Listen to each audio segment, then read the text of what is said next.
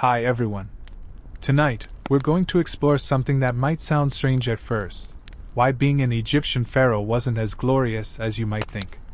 Yes, they wore golden crowns, ruled mighty kingdoms, and had pyramids built for them, but behind that image was a life filled with pressure, fear, and constant danger. Let's begin. Imagine waking up every morning knowing you're seen not just as a king, but as a living god. From the moment you open your eyes, every movement, every word, even how you breathe in front of others, it's all being watched. In theory, this power sounds incredible. But in practice, it means you're never truly alone. Ever. Dozens of advisors, guards, and priests hover nearby at all times. They don't serve you because they love you, they serve you because they have to. And that makes trust almost impossible. Now imagine being a teenager, suddenly told you're the son of Ra, the sun god. You're still learning to write your own name with a reed brush, but you're expected to lead military campaigns, settle disputes among nobles, and approve massive temple construction projects. If you make a wrong decision, it's not just a mistake. It's considered an offense to the gods themselves.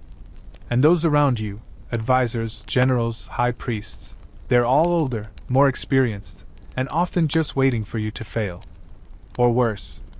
And yet, your face is being carved into stone walls before you even learn how to read them. Everything about you, your posture, your smile, your supposed victories, is carefully designed by scribes and sculptors. But none of it is really you.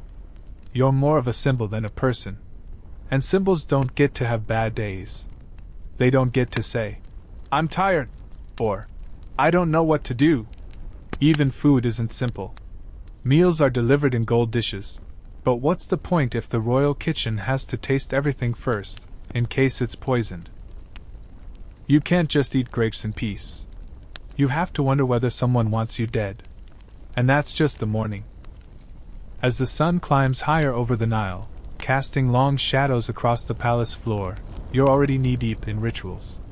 Not because you want to be, but because the entire country believes the health of the land depends on you doing them.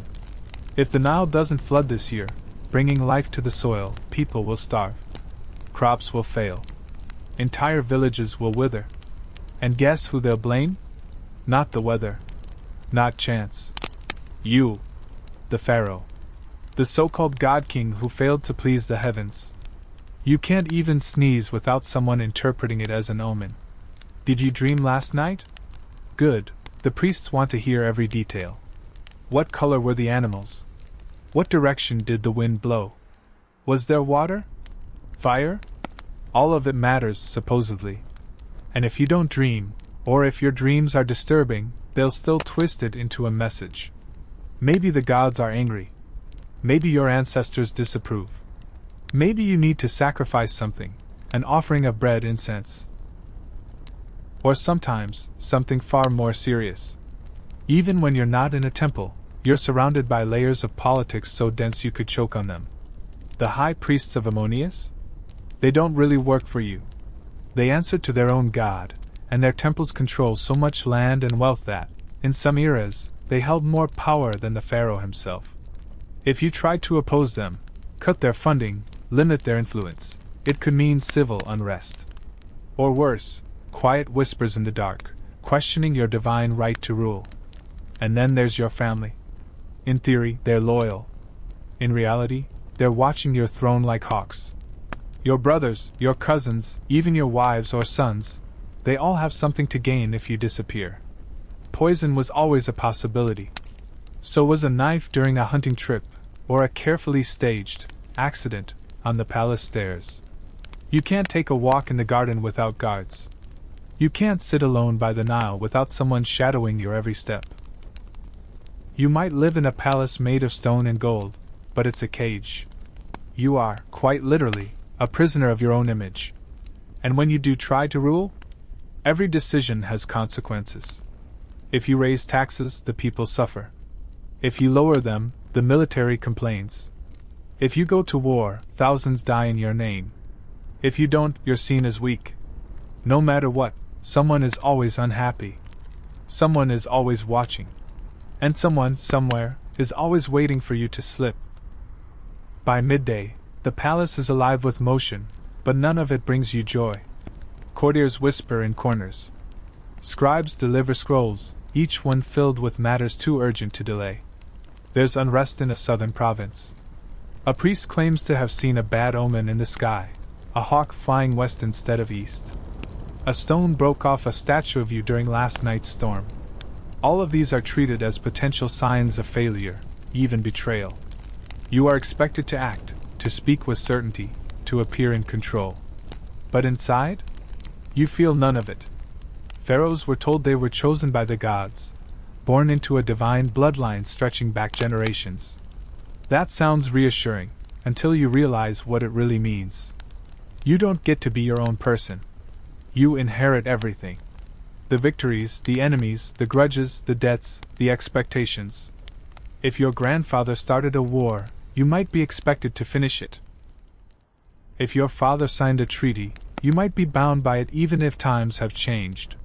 You are not a blank slate. You are a continuation of something ancient and heavy, and no one ever asks you what you want.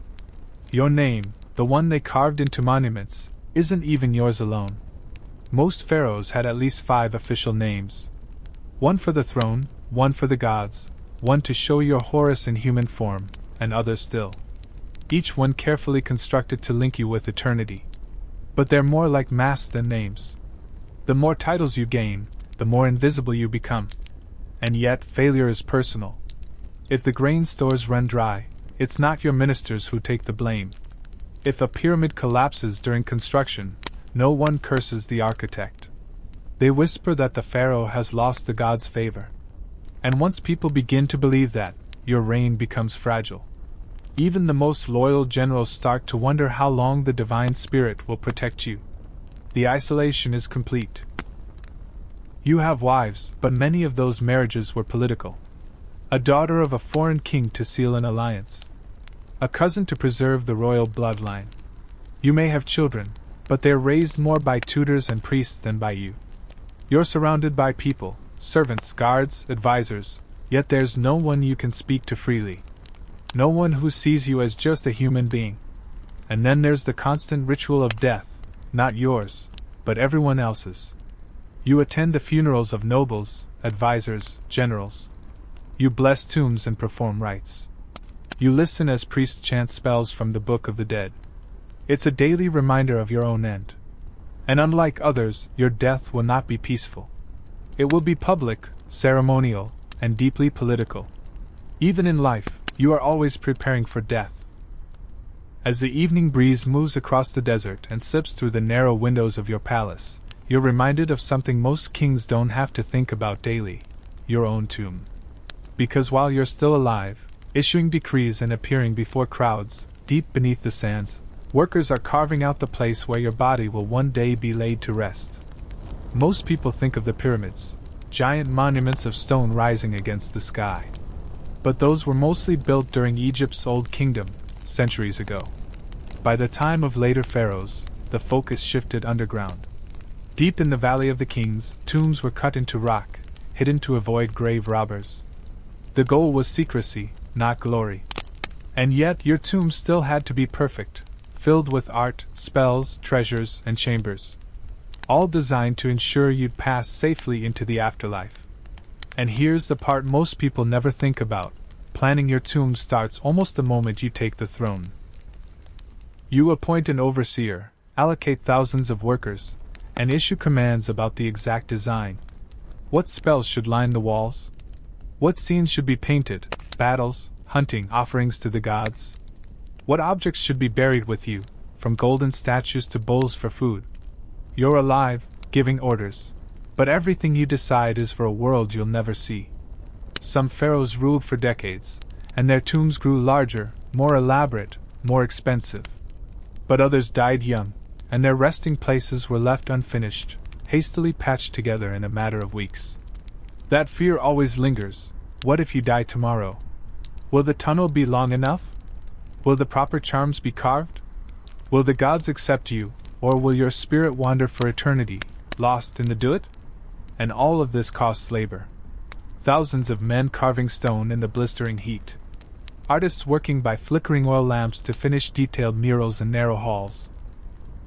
Some will die building the place you'll be buried. And you're responsible for every part of it, the logistics, the budget, the sacred requirements. If anything is done incorrectly, the afterlife might reject you. Your soul could be devoured by a monster with the head of a crocodile and the body of a lion. This is not just fear. It's policy. The priests remind you regularly that your heart will be weighed against a feather, literally, in the hall of judgment. If your heart is heavy with guilt or lies, you will not pass. And since you're considered a god on earth, you're expected to meet a higher standard. But who decides what counts as guilt? You've sent men to war. You've executed criminals. You've allowed heavy taxes. Was it just? Was it fair? Can a pharaoh ever have a light heart? And so, even your sleep becomes a kind of rehearsal for death. Dreams are studied. Nightmares are warnings. And deep in the rock, men keep carving. Because no matter how much power you seem to have, death is always waiting. And you're the only one who must pay for your eternity in advance. As the night falls over Egypt, and the stars return to their silent watch above the Nile, you might imagine that the stillness brings relief. But for a pharaoh, it only deepens the silence that has always followed him. Because under the surface of every ceremony, behind the bowing servants and praising priests, there's a quiet truth no one dares to speak aloud. You are sacred, yes, but only for as long as you are useful. To be pharaoh is to be worshipped. Statues are made in your image. People bow to the ground as you pass. Your name is spoken in blessings. But the worship is tied to your performance. If the Nile floods correctly, if the temples are busy, if grain fills the granaries, the people rejoice in your divine favor. But if the rains don't come? If the fields dry up or war brings suffering? Suddenly, the same people who praised your holiness will whisper that the gods have turned their back on you. And that's not a small accusation in Egypt. It's not just that they no longer admire you, they begin to doubt your very right to rule. If the divine energy of Ma'at, the sacred order of the world, is no longer with you, then your throne becomes unstable. You may still wear the crown, still appear in public rituals, but behind the scenes, the loyalty begins to crack. Some pharaohs were removed quietly, others violently. A few were erased entirely, their names chipped off walls, their statues destroyed, their memory cursed. In Egypt, being forgotten was worse than death. If no one remembered your name, your soul couldn't survive in the afterlife. You would fade, wandering in darkness, without destination or form. And yet, some of the greatest pharaohs barely made it a generation before being replaced, not just by successors, but by newer gods, newer myths, newer stories. Even in life, your legacy is a project under constant construction. You commission temple walls to show your victories, whether or not you ever rode into battle. You order scribes to write hymns in your name, just to keep the illusion alive. But it's all so fragile. A new ruler can undo it with a chisel and a decree. One stroke of a hammer, and your eternal face disappears. You may be divine in the eyes of the people, but to the men who stand closest to your throne, the generals, the priests, the architects, you are just another chapter in a much longer book. A piece that can be replaced when the story needs a new hero. Some pharaohs tried to change this. They built greater monuments, declared themselves sons of newer gods, rewrote the calendar. But history moved on anyway. The sands covered their temples. Their tombs were looted. Their gold was melted down. And the names that once echoed in sacred halls faded into dust. It is the quiet curse of power, to be glorified in public, yet completely alone in truth. To be needed, but never truly loved. To be eternal in theory, but temporary in practice. Morning begins not with peace, but with ritual. You don't simply wake up. You are awakened, softly, but deliberately, by servants trained to follow sacred tradition. The chamber must be purified before your feet touch the ground. Incense is burned. Prayers are whispered. A priest may anoint your body with sacred oils. You are not allowed to just be a man getting out of bed. From the first moment, you are acting the part of a god. Your clothing is not chosen by you. It's ceremonial. Every color, every piece of jewelry, every detail of your headdress has meaning. Gold to reflect the sun. White linen for purity. Even your sandals, if you wear them at all, are selected according to ritual. You're not dressing for comfort. You're dressing for symbolism. And symbolism is heavy. The day proceeds on a schedule that was likely written before you were born. First, you appear at the temple. You don't worship like others. You don't kneel or pray silently. Instead, you perform. You offer bread, wine, incense, and words, not to ask the gods for help, but to maintain your role as their earthly counterpart. You are supposed to be divine yourself. So there's no room for doubt. No hesitation. No forgetfulness. The wrong chant or misstep could be interpreted as a break in the sacred order. Then comes the audience chamber. You sit on a throne elevated above others, your face still, your voice measured. Courtiers line up to speak to you. Most bring problems. A tax dispute in a distant province. A noble complaining about land boundaries. A request for soldiers to defend a trading post. On the surface, these matters seem small, but every one is a test of judgment. If you rule in favor of the wrong side, you risk offending a powerful ally. If you show weakness, word spreads. And every advisor who bows before you today may be whispering against you tomorrow. Meals are not breaks. They are scheduled, observed, and often lonely. You do not eat with friends. You eat in private, or with attendants, while scribes read reports or recite legal petitions. Even the act of drinking wine can be political. Too little, and you seem cold. Too much, and you're seen as indulgent. And then come the inspections. Temples. Barracks. Workshops. You are taken in a litter or a chariot, always in view of your people. You wave. You smile. You nod. But the truth is, you're performing, again. Your presence is supposed to bring order, to show strength, to reassure the people that the gods are pleased, and the state is strong. But what if you're tired? What if you're sick, or sad, or simply don't want to be seen? None of that matters. A pharaoh cannot retreat. He must be seen. Because if you're not visible, rumors begin. And rumors, in Egypt, were deadly. By the time the sun begins to sink over the Nile, the duties are far from over. Priests arrive again. Advisors bring new issues. Diplomats send messages. Plans are discussed for temples, granaries, or military campaigns. The work never ends, not because you're lazy or slow, but because you're expected to carry the entire kingdom on your shoulders. And so your day, though filled with gold and luxury, is never your own. Every action is watched. Every word is recorded. You are surrounded by hundreds, yet cannot speak freely to one. Even the night offers no escape. Because when you close your eyes, you know that tomorrow, it will begin again. To the outside world, a pharaoh was a warrior king, bold, unstoppable, favored by the gods. His image was carved into temple walls riding a chariot, bow drawn, trampling enemies underfoot.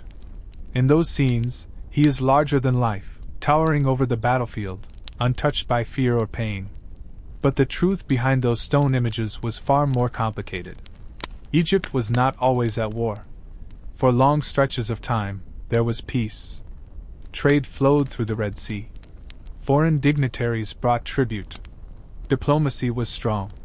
But when war did come, when border raids threatened Egyptian mines, or a rebellious prince in Canaan refused to pay tribute, it was not an option. It was a duty. And for the pharaoh, it was personal. You could not send others to fight while you remained behind palace walls. That would be seen as weakness, or worse, cowardice. You were the embodiment of Horus, the falcon god of kingship and war. To let generals lead without you was to break the illusion that your strength protected the land. And so, you went to war. That didn't mean you carried a sword or fought on the front lines, at least, not usually. But you traveled with the army. You led strategy meetings. You rode in a chariot, dressed in ceremonial armor that shimmered like the sun. Before battles, priests recited spells to bless your weapons. After battles, scribes recorded your heroism, often exaggerating, sometimes inventing entire victories that never happened. Because in Egypt, victory wasn't just desired. It was expected. The people didn't just want safety. They wanted proof that the gods still favored you. If you lost a battle, it could shake the entire country's faith. A failed campaign could open the door for revolts, conspiracies, or assassination. You were not allowed to lose. But even winning wasn't safe. A successful campaign made you more powerful. But it also made your enemies within the court more jealous. Generals returned from war with new followers, new wealth, new confidence. They began to think of themselves not just as servants, but as potential rulers. Advisors who once feared you now began to weigh your usefulness. Was your reign bringing in more gold than your father's? Were the conquered lands loyal? Was the army truly yours, or did it secretly answer to someone else?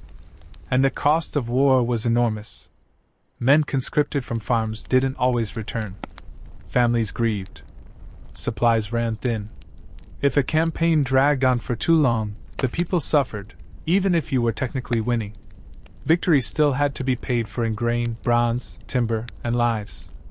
And when you returned, bathed in ceremonial glory, you were expected to reward your supporters, without giving them too much power. It was a delicate balance. You also had to face the rituals of victory. The parades, the sacrifices, the speeches. Captives might be marched through the streets, sometimes blinded, shackled, or worse. You had to pretend these were signs of strength. But what if you didn't believe in cruelty? What if the sight made you sick? That didn't matter. You were expected to celebrate. Because hesitation would be seen not as mercy, but as weakness. And yet, in private, there was fear. What if your enemies regrouped? What if your generals turned against you? What if your campaign had angered a god, or upset the balance of Ma'at? The priests would begin their rituals again. The omens would be checked. The dreams would be interpreted. You were the victor, and also the most vulnerable man in Egypt. Because the truth was simple, a strong pharaoh was respected. A victorious pharaoh was praised. But a pharaoh who showed fear, doubt, or weariness, he would be replaced. In ancient Egypt, death was not the end. It was a transition, a crossing into the afterlife, where the soul would continue to exist, think, speak, and feel. But only if it was remembered. Only if the name of the deceased was spoken, their image preserved, their rituals correctly performed. Without that, there was no afterlife. No paradise. Just silence. For most Egyptians, this belief was a source of comfort. Live well, honor the gods, and your soul would live on. But for a pharaoh, the idea became a burden and a threat. You weren't just expected to reach the afterlife. You were expected to be immortal in every possible way. Your tomb had to last forever. Your name had to be written on every wall, in every temple. Statues had to be carved. Spells had to be read. Priests had to perform offerings long after your body turned to dust. It wasn't just pride, it was necessity. Because if the ritual stopped, or if your name was forgotten, your soul would die a second death. A more final one. So you planned? Obsessively. You commissioned monuments not just for glory, but to anchor your presence in the world. The more places your name appeared, the harder it would be to erase you. Temple walls, obelisks, sphinxes, shrines, all were carved with titles, stories, praises. Even lies were useful, if they made the legacy stronger. But immortality came at a cost. The more you tried to preserve yourself, the more others had to work for your afterlife. Artisans spent their lives painting your tomb. Priests memorized spells for your funerary rites.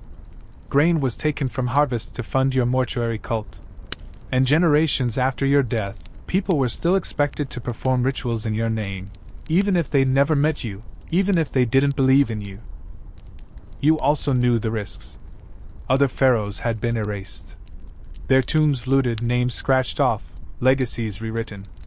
Some were replaced by rivals. Others were condemned as heretics. One wrong belief, One bad harvest, one military failure, and your memory could be removed by decree. There was even a word for it, damnatio memoriae. The damnation of memory. It terrified you more than death. Because in Egyptian belief, the soul was made of many parts. The Ka, the Ba, the Rin, each needed something to survive. The Rin was your name. If no one spoke it, you vanished. Not just in memory, but in spirit. And so you repeated it everywhere. You named cities after yourself. You carved your name alongside God's. You built double, triple, even quadruple versions of your titles, so that even if one was forgotten, another might remain. And yet you were never safe. What if your son hated you? What if the next dynasty saw you as a threat to their narrative? What if a war destroyed your temples? What if your tomb was discovered robbed, your mummy unwrapped, left to decay? These were not just fears. They were real possibilities. Many pharaohs suffered this fate. Their sacred resting places were broken into. Their bodies burned. Their names erased. And the worst part? You could do everything right, rule wisely, build grandly, worship faithfully, and still be forgotten. Because memory, like stone, fades. It cracks. It crumbles. And sometimes it is simply swept away by time. So each day, even while alive, you fought not for land or power, but for permanence. For a chance to be remembered. For a place in eternity. Not because you were greedy or vain, but because your very soul depended on it. And that meant immortality wasn't peace. It was pressure. Forever. For most people in ancient Egypt, death meant mourning. A time of silence, grief, and ritual. But when a pharaoh died, everything became complicated. The body wasn't just a corpse. It was divine and dangerous. It had to be treated not only with care, but with precision. Because if anything went wrong, the soul could be lost. And the kingdom could fall into chaos. No one could say the pharaoh had simply died. That would have been improper, even blasphemous. Instead, they said he had gone to the west, or ascended to Ra, or joined the gods. But beneath the poetic language was fear. His spirit was in transition, either here nor there, and it had to be guided carefully. Every moment mattered. Every mistake risked disaster. The embalming began almost immediately. First, the body was taken to a sacred tent near the Nile, far from the public eye. Only certain priests could enter. These men wore jackal masks to represent Anubis, the god of embalming. Their hands had to be purified. Their breath had to be clean. They were not just working with flesh, they were preserving eternity. The process was long, technical, and deeply spiritual. The brain was removed first, not because it was sacred, but because it was considered useless. It was pulled out through the nose using hooked tools. Then the organs were removed and placed in special jars, one for the liver, one for the lungs, one for the stomach, and one for the intestines. The heart, though, that was different. It was often left in the body, because the heart would be weighed in the afterlife. Too heavy, and you'd be devoured by Ammit, the soul-eating beast. Next, the body was dried with natron, a kind of natural salt, for 40 days. This wasn't optional. Moisture meant rot. Rot meant failure. The body had to last forever. It had to resemble the ideal form. Not just for ceremony, but so the soul could recognize it later and return. If the body was lost or damaged, the soul would wander, alone and broken. Once dried, the body was anointed with oils, stuffed with resins, and carefully wrapped in linen. Amulets were inserted between layers, charms to protect against evil, curses, missteps in the underworld. A scarab was often placed over the heart. On it a spell: "Do not stand as a witness against me." Even in death, the pharaoh was pleading to be judged gently. But mummification wasn't only spiritual. It was political. For the priests, it was a sacred duty. But for the court, it was a countdown. During the 70 days of embalming, Egypt was vulnerable. There was no clear ruler. The transition of power had begun, and rival factions stirred beneath the surface. Generals grew restless. Advisors aligned themselves with potential heirs. Every decision, even what words were spoken at the burial, sent a signal to the elite: who would rise next, and who would fall. Meanwhile, artisans worked in frantic silence. The tomb had to be finished. The sarcophagus carved. Spells painted onto walls. Scenes of judgment, of offerings, of paradise, all had to be in place before burial. Not because anyone would see them, but because the soul would. The tomb was a map, and without it, the pharaoh might become lost in the afterlife's dark labyrinth. And then, finally, the burial. The body was placed inside the sarcophagus. The priests performed the opening of the mouth, a ritual to restore breath and voice. Incense rose. Chanting filled the chamber. And as the final stone was sealed, the tomb was closed, not just to protect, but to separate. Because once buried, the pharaoh was no longer human. He was a god. But gods in Egypt could be forgotten. Tombs could be robbed. Bodies burned. Ceremonies ignored. In theory, you were reborn in the stars, sailing with Ari across the sky. In reality, you might lie in silence, looted, broken, missing pieces of your soul. Because immortality was promised, but never guaranteed. To be pharaoh was to sit at the center of the world, or so the statues claimed. Your image towered above cities. Your name was written in gold, carved into stone, whispered in temples. You were called Lord of the Two Lands, Son of Ra, he who unites the south and the north. Your authority stretched from the fertile delta to the edge of the desert's sands. And yet, behind all the titles, behind the grandeur, there was a truth no one dared to say aloud. You controlled almost nothing. The weather didn't answer to your commands. If the Nile failed to rise, no decree could summon the flood. Without that water, there was no harvest. Without harvest, there was no bread. And no matter how many offerings were made, no matter how many prayers were spoken, the river rose when it chose. Or it didn't. And when it didn't, people starved. Trade stopped. Temples grew quiet. And your power, though wrapped in gold, began to crack. You ruled through religion, but even that wasn't truly yours. The gods were ancient. The priests were powerful. Entire cities belonged not to the pharaoh, but to specific deities. Ammonius in Thebes, Ptah in Memphis, Ra in Heliopolis. These temples owned land, slaves, herds, ships. They collected offerings from the people and answered only to themselves. You, the divine ruler, often had to bargain with your own priesthood, offer gifts, build shrines, approve rituals, just to maintain peace. If a priest claimed to hear the voice of a god in a dream, you had to listen. If they said the gods were angry, you had to act. And if they began to doubt your favor with the heavens, your reign grew uncertain. You were God-king in theory. In practice, you served the gods like everyone else, and lived in fear of their messengers. Then there was time. Time eroded everything. The temples you built would crumble. The monuments would wear down. The language you spoke would change. The names of your enemies and allies would fade. Even your own name, carved hundreds of times, could one day mean nothing. A symbol no one remembered how to read. A face weathered into dust by 1,000 seasons of sand. And what about loyalty?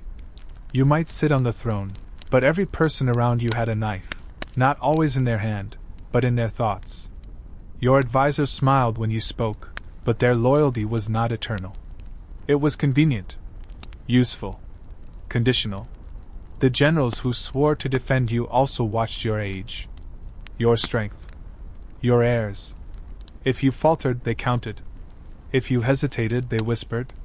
And sometimes, when the gods were silent and the harvest thin, they acted. Assassination wasn't common, but it wasn't rare. A fall down the palace stairs, a poisoned goblet, a hunting trip that ended too soon. It didn't take much. And once it happened, the kingdom didn't stop. It moved on. A new name was inscribed. A new face appeared in ceremonies. The people bowed to the next god king, just as they had to you. Even in your own palace, you could not escape this. Your food was tasted before it reached your plate. Your guards were watched by other guards. Servants changed constantly, to avoid loyalty becoming too personal. You couldn't dismiss someone without causing offense. You couldn't trust someone without risking betrayal. So you lived behind layers. Ritual, ceremony, distance. Your power was immense. But it was also delicate, a thread stretched across an empire, always fraying. And so, the truth settled in. You were not above the system. You were trapped inside it. Crowned by tradition. Bound by ritual. Dressed in gold, but never free. From the moment a prince was born into the royal family, his life was no longer his own. Unlike most children, who might have played in courtyards or explored gardens, the future pharaoh was immediately set on a path defined by duty and control. His every step was watched. His every word measured. The palace was his world, but it was more a gilded cage than a home. Tutors replaced playmates. Priests taught sacred texts and rituals instead of stories or songs.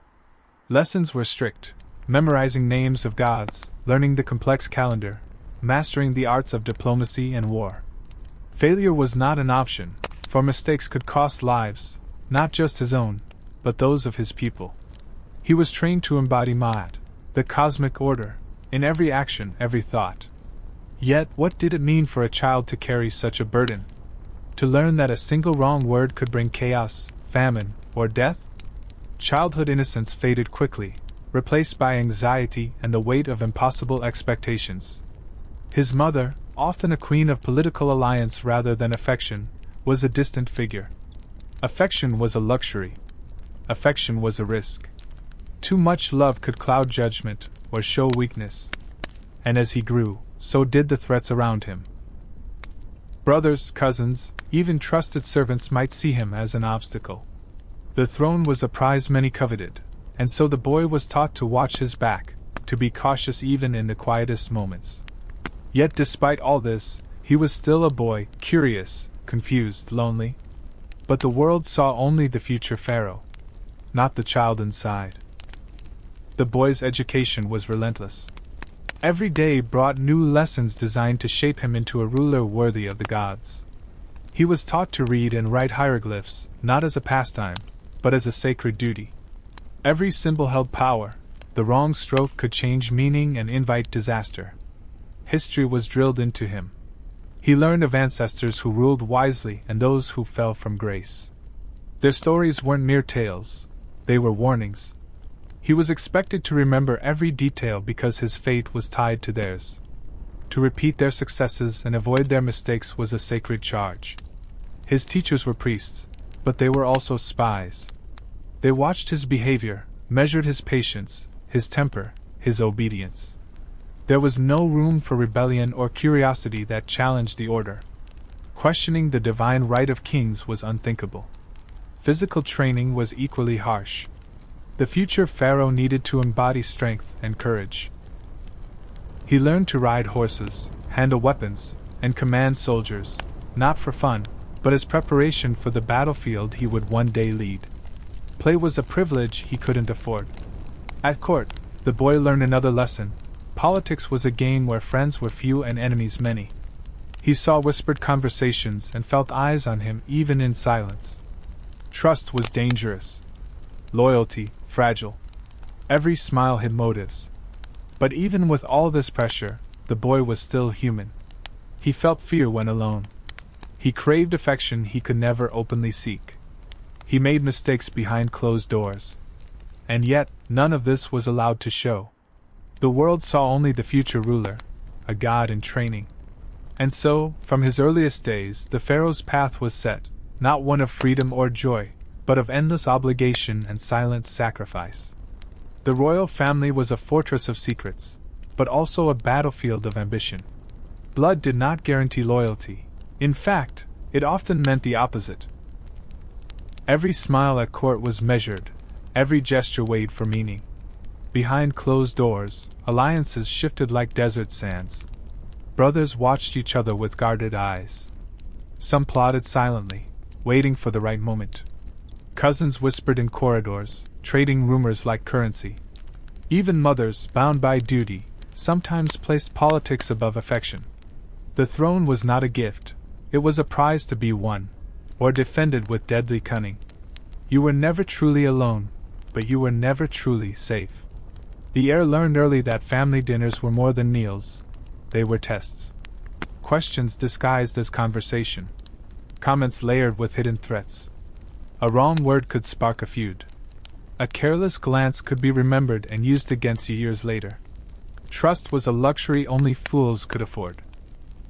And beyond family, there were the courtiers, the priests who controlled sacred knowledge, the generals who commanded armies, the scribes who wrote history itself. Each had their own agendas, and most understood that the pharaoh's favor was fleeting.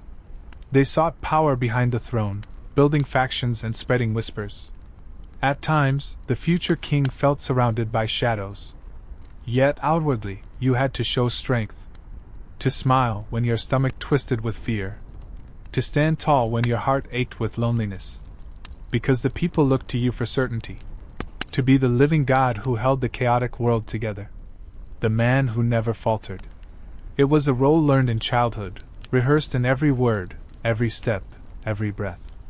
And the crown was heavier than gold. Beneath the golden crown and jeweled collars, a pharaoh's heart was a fragile thing, beaten by constant fear and solitude. No matter how many subjects bowed or praised his name, he lived with the unshakable dread that everything could unravel, that betrayal lurked closer than any enemy beyond the palace walls. Every trusted smile might hide a knife. Every whispered compliment might mask a plot. The very people sworn to serve could turn in a heartbeat. And unlike others, you had no safe refuge. The palace, with all its luxury, was also your prison. You feared failure, not just for yourself, but for the millions who depended on your strength. A bad harvest, a lost battle, a single wrong decision could lead to famine, war, or collapse. The gods watched, the priests judged, and the people murmured. To fail was to invite disaster on a scale no mortal could bear. And yet you were expected never to show weakness. Loneliness was your constant companion. You were surrounded by crowds, but isolated by your role.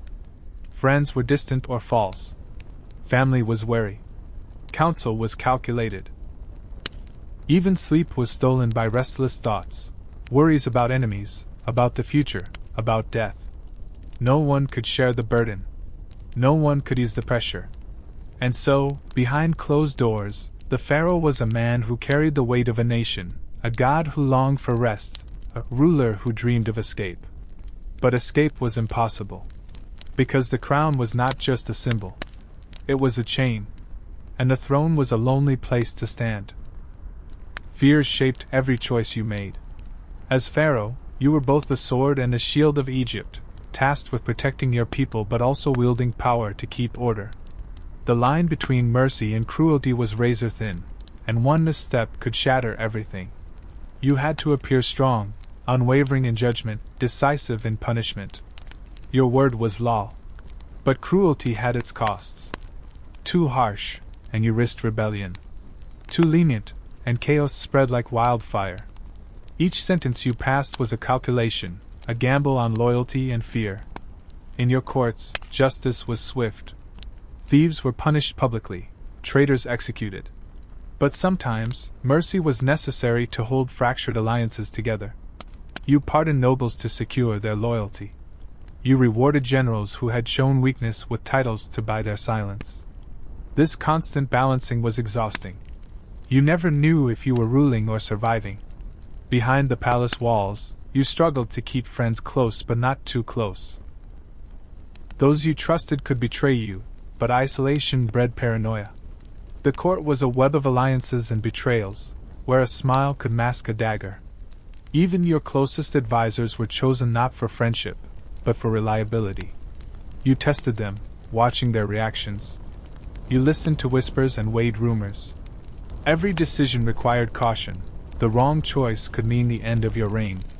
Yet, despite all this, the people looked to you as a god. They saw only power and majesty. They did not see the man haunted by doubt and fear, trapped by the expectations of eternity. And so you ruled, a god bound by chains of your own making. Among the many forces that shaped the pharaoh's life, none were more paradoxical than the priests. They were the keepers of divine knowledge, the intermediaries between gods and men. Their words could bless or curse, their rituals could protect or doom. They wielded a power as old and mysterious as Egypt itself. On one hand, priests were indispensable allies.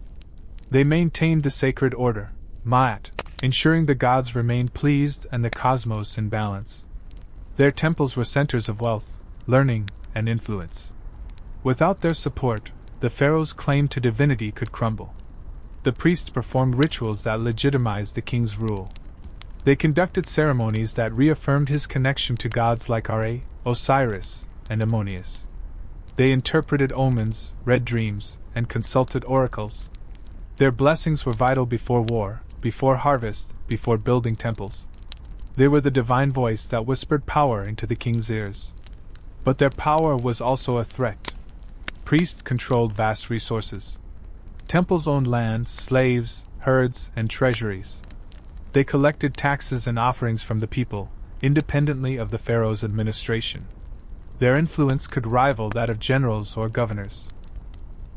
A well-placed priest could sway public opinion or turn factions within the court. Sometimes, priests acted like kings themselves, wielding spiritual authority that could undermine the pharaoh's will.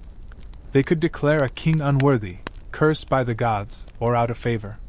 Such accusations were dangerous. They could provoke unrest or rebellion.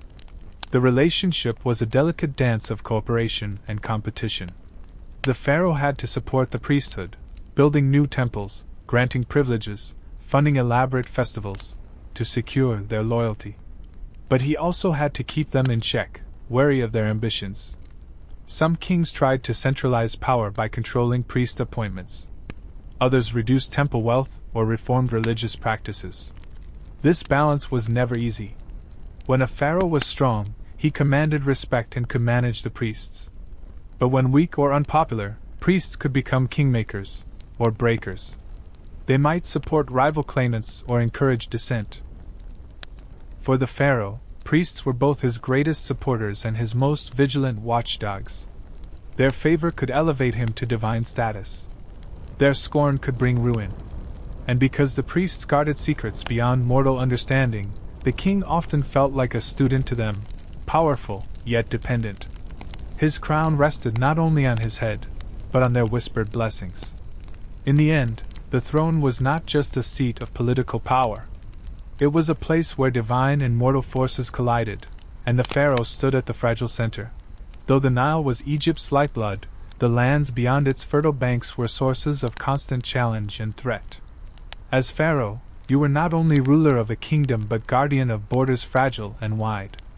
Your reign extended beyond the pyramids and temples, stretching into deserts, mountains, and foreign lands where dangers lurked, sometimes subtle, sometimes violent.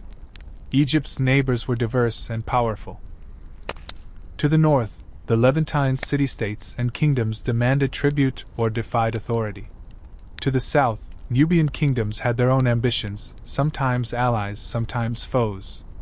To the east, the Sinai and deserts harbored nomadic tribes who could raid caravans or invade suddenly. And across the seas, distant powers watched Egypt's wealth with envy. Diplomacy was a constant, delicate effort. Marriages were arranged to seal alliances, gifts were sent to appease or impress. Envoys traveled back and forth, bringing news, requests, or threats. Each message required careful reading. A word misplaced could mean war. War itself was an ever-present risk. Campaigns were costly, exhausting, and unpredictable. Armies marched for weeks across harsh terrain, carrying hopes and fears. Victories were celebrated as signs of divine favor. Defeats were hidden or denied. The pharaoh bore the burden of this precarious balance.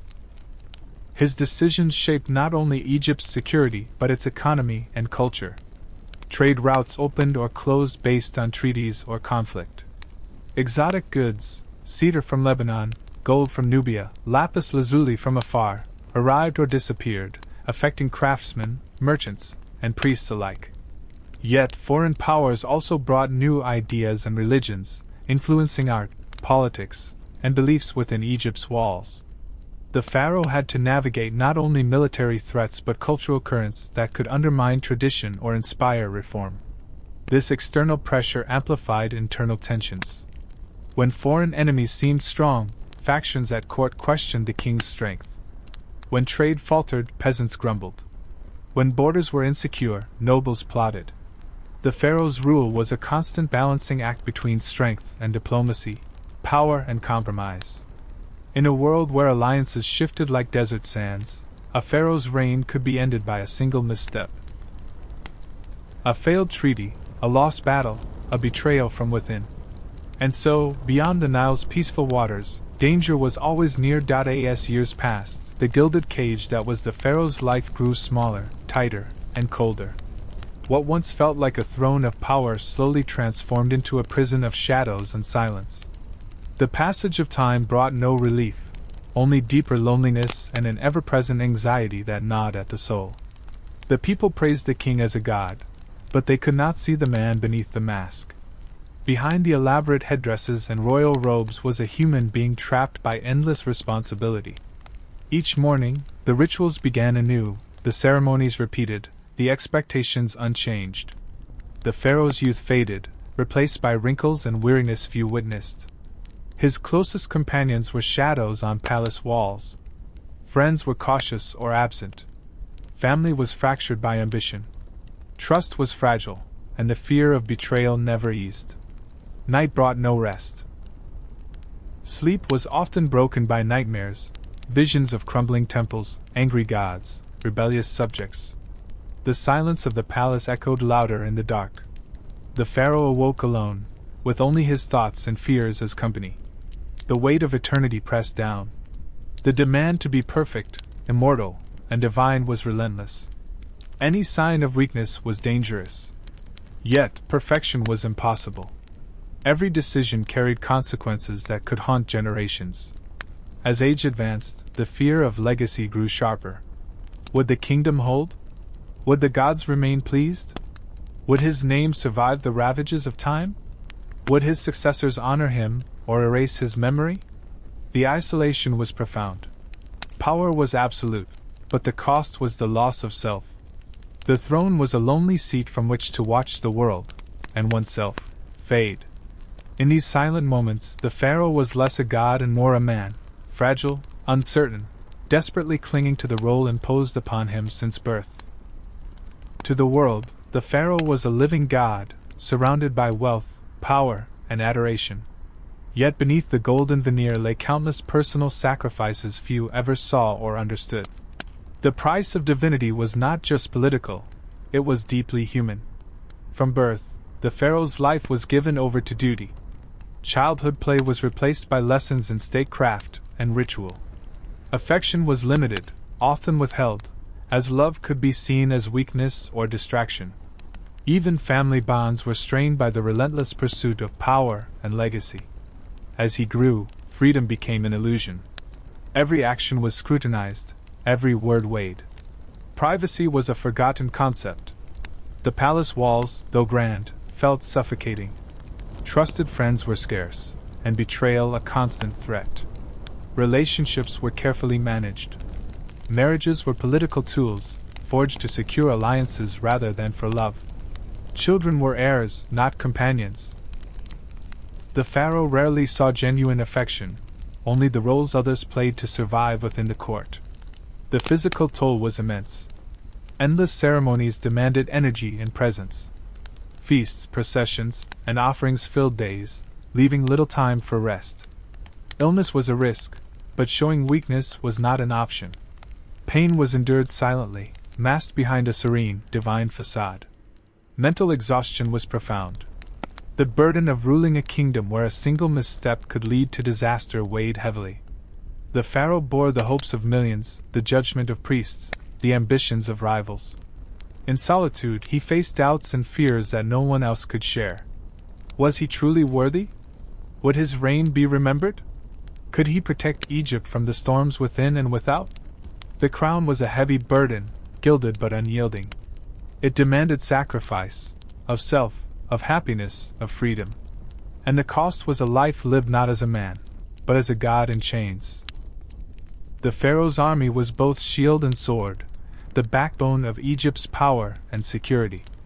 Yet, behind the gleaming armor and disciplined ranks lay a dangerous truth. The military was also a potential threat to the throne itself. Soldiers swore loyalty to the king, but their allegiance was often complicated by ambition, factionalism, and shifting alliances. Generals commanded vast armies and resources, and their influence extended beyond the battlefield into court politics. The pharaoh depended on his commanders to defend borders, lead campaigns, and maintain order. Their victories brought glory, their failures risked ruin. But success could breed pride, and pride could become rebellion. Throughout history, powerful generals had challenged or even overthrown pharaohs. A charismatic leader with an army behind him could become a rival king. The palace was aware that military loyalty was not guaranteed, especially during times of weakness or crisis. To maintain control, the pharaoh employed several strategies. He balanced power among competing commanders, ensuring no single general became too strong. He rewarded loyalty with titles, lands, and favor, but also kept watchful eyes on those who gained too much influence. Military parades, oaths, and rituals reinforced the sacred bond between king and soldier. The pharaoh was the divine commander-in-chief, chosen by the gods to lead his people to victory. This ideology helped secure obedience but could only go so far when ambition stirred. In the quiet moments, the pharaoh understood the precariousness of his position. The same men who protected his throne could one day seize it. Their armies were both guardians and potential usurpers, shadows lurking just beyond the palace walls. And so, the king ruled with caution, balancing trust and fear, power and control, aware that the mightiest sword could also be turned against him. A pharaoh's greatest hope was to be remembered forever. To secure immortality beyond death, he commissioned grand monuments, temples, and tombs. His name was carved in stone, his image painted on temple walls. His deeds were recorded for eternity. But even the grandest legacy was fragile. Time was a relentless force, eroding stone and memory alike. Generations passed. Languages changed. New rulers came to power. The story of one king could be erased as easily as it was written. The danger wasn't only from nature's decay but from deliberate acts. Rival pharaohs sought to remove predecessors from history to strengthen their own claim. Names were chiseled out of monuments. Statues were defaced or destroyed. Tombs were robbed or sealed shut, their treasures stolen or lost. The practice of damnatio memoriae, the condemnation of memory, was a harsh reality. To erase a predecessor's name was to erase their existence. Without a name, a pharaoh's soul could not live on. He was condemned to oblivion. Even trusted heirs might reshape history, downplaying or erasing rivals, ancestors, or inconvenient truths. Official records became tools of power, shaping what the people believed. For the pharaoh, this was a terrifying prospect. No matter how great his deeds, how vast his monuments, his place in eternity was never secure. The past was a battlefield, fought with chisels and scribes. And so, the pharaoh's struggle for immortality extended beyond death. It was a battle fought in stone, ink, and memory, where victory meant survival and defeat meant oblivion. To his people, the pharaoh was no ordinary man. He was the living embodiment of the gods, the bridge between heaven and earth. From his crowning moment, he was revered as a divine being, chosen by Ra himself to maintain Ma'at, the cosmic order. Yet beneath the divine aura, he was mortal, fragile, and profoundly human. This paradox defined his entire existence. He wore the crown and wielded the scepter, symbols of power and divinity. He performed rituals to commune with gods, his image portrayed with godlike attributes. Priests chanted prayers to affirm his sacred status. The people bowed, offering gifts and worship. But inside, the pharaoh faced mortal realities. His body aged, his health faltered, his mind grew weary. Illness, pain, and death, all that no god should suffer, were inevitable. The divine image required constant maintenance, a mask hiding human vulnerability. This duality created tension. The pharaoh had to appear perfect, infallible, eternal. Any sign of weakness was dangerous, undermining his authority and shaking the faith of his subjects. Yet no mortal could live up to such impossible expectations. He was expected to control the natural world, the flooding Nile, the harvest, the seasons, yet he was powerless against droughts, famines, and disease. His decrees shaped nations, but he was bound by fate and time. The weight of this contradiction was immense. To the people, he was a god whose word was law. To himself, he was a man trapped between two worlds, divine in title, but human in suffering. His reign was a constant performance, a sacred play where he wore many masks but never found peace. And when death came, it was both an end and a beginning. The mortal body surrendered, the divine spirit hoped to ascend. But immortality was never guaranteed. As the years wore on, the golden glow of power began to dim. The crowds that once cheered became quieter, the faces around the throne more cautious. Age and time wore on the pharaoh's body and spirit alike. The once vibrant king now moved slower, his voice softer, his decisions heavier. The palace grew quieter, its vast halls filled with shadows of past glories. The rituals continued, but their meaning felt distant. The weight of the crown pressed harder with each passing day. Each morning brought new worries. About succession, about unrest, about the fragile peace that held the kingdom together. The pharaoh's thoughts turned inward. What was the true measure of his reign? Was he remembered for greatness, or for the failures he hid? Had he upheld Ma'at or allowed chaos to creep in? The gods had watched silently, their favor uncertain. He longed for rest, for peace from the endless cycle of ceremonies and expectations. Yet he knew his body was the symbol of the nation, its strength or weakness reflected in his own form. To falter was to risk everything. Even in solitude, he was never truly free. The past and future weighed upon him like chains. He thought of the tomb that awaited, the long journey into the afterlife. Would the priests guide him safely? Would his name endure on temple walls? Or would time erase him like so many before? In these final years, the pharaoh faced his mortality not just as a man, but as a god whose light was fading. His reign, once bright and unshakable, became a fragile flame, flickering against the encroaching dark. And as night fell on his life, the pharaoh prepared for the greatest journey of all. The moment of death was both an ending and a beginning, a passage from mortal life to eternal mystery. When the pharaoh breathed his last, the palace fell into solemn silence. The golden halls were filled with shadows, the air thick with incense and mourning. His body, once vibrant and commanding, was now fragile, a vessel to be preserved, protected, and transformed. The priests took over, beginning sacred rituals that had been rehearsed for generations. They washed the body in holy oils, removed the heart and organs with precise care, and wrapped the flesh in countless layers of linen. Each action was a prayer, a spell, a promise. The tomb awaited, a labyrinth of chambers filled with treasures, offerings, and texts designed to guide the pharaoh through the dangers of the afterlife. Scenes painted on the walls depicted the journey ahead. The weighing of the heart, the judgment before Osiris, the passage through dark waters, and finally, rebirth among the stars. Yet, even in death, the pharaoh's fate was uncertain. The preservation of the body was essential. If the flesh decayed, if the name was forgotten, the soul could not find rest.